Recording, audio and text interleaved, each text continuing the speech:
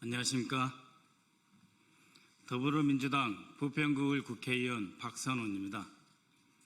오늘은 김민석 국무총리 후보자 인사청문회 특별위원회의 위원 자격으로 이 자리에 섰습니다. 국민의힘은 김민석 후보자의 무차별적인 의혹 제기를 하기 이전 해당 정당의 위원회 재산 증식부터 밝히시기 바랍니다. 공정과 상식의 잣대는 스스로에게 먼저 적용하십시오. 존경하는 국민 여러분, 최근 총리 인사청문위원인 국민의힘 주진우 의원이 김민석 총리 후보자에 대해 재산 형성과 채무 변제 의혹 제기 그리고 무차별적인 정치 공세를 반복하고 있습니다. 마치 자신은 아무런 죄가 없는 양, 아무런 흠결이 없는 양, 도덕적 우위를 자처하며 심판의 칼날을 휘두르는 듯 합니다. 그러나 정작 주진우 의원 본인 자신의 재산 형성과 사인 간의 채무 등에 대한 의혹은 해소되지 않고 있습니다.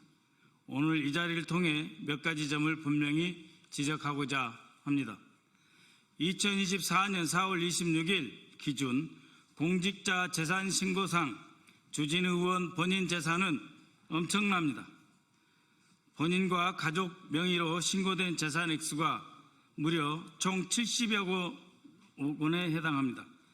자그마치 김민석 후보자의 35배, 3,500%에 해당하는 어마어마한 액수입니다.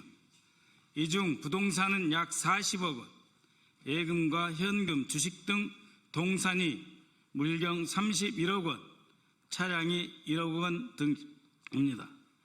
20년 가까이 공직에만 있었다는 사람이 도대체 검사 월급이 얼마나 된다고 생활비 다 쓰고 남으면 뭘 저금할 게 있다고 70억 원의 재산을 모을 수 있습니까? 김민석 후보자 가족 전체 재산은 약 2억 원인데 주진우 의원 가족 재산은 작년 7개월 동안 단 7개월 동안 2억 4천만 원이 늘었습니다. 김민석 후보자 가족 재산 전부인 2억 원의 120%에 해당하는 돈을 단 7개월 만에 불린 것입니다. 2025년 3월 등록된 공직자 재산 신고액을 기준으로 본인 예금은 5억 5천만 원, 배우자 예금 6억 6천만 원, 장남 예금은 1년에 4천만 원이 늘어서 자그마치 7억 8천만 원에 해당합니다. 일부 보험이 있었다고 하지만 상당 액수가 언제든지 현금으로 인출 가능한 현금성 자산들입니다. 이렇게 많은 현금성 자산을 가지고 있는 주진우 의원이 2024년에 사인 간의 채무는 1억 원, 배우자 1억 8천억 원이 있습니다. 합치면 2억 8천만 원입니다. 김민석 후보자 사인 간의 채무 4천만 원이 있었다. 지금 있는 것이 아니고 있었다. 8천만 원이 있었는데 다 갚았다. 그걸 시비 삼고 있는 현금성 자산 약 30억 원에 달하는 돈을 가진 사람이 채무가 부부 합쳐 2억 8천만 원이 있습니다. 그러면 주진우 방식대로 물어보겠습니다. 현금성 자산 액수가 상당함에도 불구하고 사인 간의 채무 2억 8천만 원에 달하고 있는데 이것은 진짜 빌린 것 맞습니까? 또 1억 원에 대해 상환했다고 되어 있는데 무슨 돈으로 어떤 소득으로 갚았습니까? 현금성 자산이 그렇게도 많은데 왜 빌렸고 그런데도 여전히 갚지 않은 돈은 또 왜 이렇게 많이 있습니까? 또 배우자는 1년간 274만 원을 상환하는 데 그치는데 은행 대출을 월할해서 상환하는 방식도 아닌 사인 간의 채무인데 왜 300만 원도 아니고 274만 원을 갚습니까? 위장 채무입니까? 진짜 채무 맞습니까? 주진우 의원과 가족들이 보유한 상가, 예금에 포함된 현금성 자산 등에 대한 상세한 재산 형성 경위를 알 수가 없습니다. 또 공직자로서 재산 신고는 되어 있다고 하나 그 출처에 대해서는 알 수가 없습니다. 혹시 정치권 입문을 앞두고 그에게 후원금을 예금으로 돌려 보관하고 있는 것은 아닙니까? 이에 대해서 검찰은 인지사건으로 수사하지 않고 뭘 하고 있습니까? 서로 봐주기 하고 있습니까? 또 주진우 의원의 아들 2005년생으로 김민석 후보자의 아들과 같은 나이입니다. 2005년생 주진우 아들과 2005년생 김민석 후보자의 아들 같은 나이인데 벌써 주진우 의원의 아들은 7억 4천만 원에 달하는 예금을 가지고 있습니다. 예금 200만 원 신고한 김민석 후보자 아들보다 370배에 해당하는 돈입니다. 조부의 증여에 의해서 형성된 것 아닙니까? 정상적이라고 자신할 수 있습니까? 조부의 증여가 맞습니까? 주진우가 김민석 후보자에게 조롱하는 용어를 빌려 쓴다면 할아버지가 스폰서입니까? 김민석 후보자는 모든 재산 증식을 세무신고 등 합법적 절차에 따라 진행했으며 그 내역도 제출하고 있습니다. 차용증 사본도 언론을 통해 공개하고 있습니다. 그렇다면 주진우 의원도 본인의 재산 증식 과정과 사인 간의 채무 그리고 그 차용금에 대한 차용증을 국민 앞에 낱낱이 공개할 의사가 있습니까? 모든 것을 다 해봐야 김민석 의원 재산 2억입니다. 거기 어디에 부정부패가 있습니까? 김민석 총리 후보자는 젊은 시절 이른 나이에 정치권에 입문하였습니다. 서울대 총학생회장 출신으로 386 세대의 대표 주자로서 주목을 받았고 30여 년 전인 2002년 민주당의 기대를 안고 서울시장 후보로 출마하여 화려한 정치적 조명을 받기도 했습니다. 그러나 그 이후 그의 정치적 여정은 결코 순탄치 않았습니다. 젊은 시절 시작한 정치였지만 그 누구보다도 험난한 가시밭길을 걸었습니다.